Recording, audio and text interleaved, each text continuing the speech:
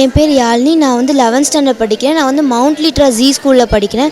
நாங்கள் வந்து சித்திரங்கள் பேசும் சட்டங்களின் சரித்திரங்கள் இதுதான் இந்த வருஷம் டாபிக். இதில் நான் வந்து ஜுவல் அண்ட் ஜஸ்டிஸ் ஆக்ட் பண்ணியிருக்கேன். இது வந்து care and protection of children. இது வந்து 1986லலாம் வந்துருச்சு. ஆனால் அது வந்து ப்ராப்பராக இல்லைன்னு சொல்லிட்டு மேனகா காந்தி வந்து 2015 ரீஆக்ட் கொண்டு வந்தாங்க.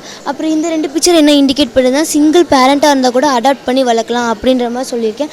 அப்புறம் இந்த பீப்புள்ஸ் புக்ஸ்லாம் இருந்தாங்கன்னா ஹெல்ப் பண்ணு, கொஞ்சம் பெரிய லெவல் கொண்டு வந்து இந்த மட்டும் ஏழை குழந்தைங்களே இல்லாமல் பார்த்துக்கலாம் அப்படின்ற மாதிரி இந்த பிக்சர் காமிச்சிருக்கேன். அப்புறமேட்டு சில பேருக்கு படிப்பறிவில் ஐக்யூ பவர் கம்மியாக இருக்குது, அந்த மட்டும் இருந்தால் ஹோம் வந்து இந்த மட்டும் ஆர்ட் மூலமாக எக்ஸ்ட்ரா கரிக்குலர் ஆக்டிவிட்டி இப்போ அவங்களுக்கு ஸ்போர்ட்ஸ் மேலே இன்ட்ரெஸ்ட்டாக இருந்துச்சா அந்த மட்டும் எது மேலே அவங்களுக்கு இன்ட்ரெஸ்ட்டாக இருக்கும் அதில் வந்து அவங்க ஹை பேஷனாக அந்த மட்டும் கொண்டு வரத்துக்கு இந்த ஆக்ட் வந்து ஹெல்ப் பண்ணுது. அப்புறம் இதான் என்னோடய ஃபஸ்ட்டு பிக்சர். இது வந்து நான் ஆர்ட் பண்ணியிருக்கேன். இது வந்து கிரேட்டஸ்ட் ஆஃப் ஆல் டைம். இது வந்து எப்படி இதான் என்னோடய ஃபஸ்ட் பிக்சர் ஆயில் பேஸ்ட்டில் எப்படி அழகாக கர்வாக ஒரு கொம்பு பண்ணுறது, அப்புறமேட்டு கண் எவ்வளோ அப்படியே நேச்சராக பண்ணுறது, இது மட்டும்தான் ரியலாக இருக்கும். அதில் அப்ஸ்ட்ராக்டாக அந்த மட்டும் பண்ணியிருக்கேன். இது என்னோடய செகண்ட் பிக்சர். இது வந்து குக்கீஸ். இது வந்து கிளாஸ் பாட்டிலில் அழகாக சுட சுட போட்ட மாதிரி இருக்குது. அப்புறமேட்டு இதோட ரெஃப்ளெக்ஷன் வந்து நான் அப்படியே நேச்சராக பண்ணியிருக்கேன்.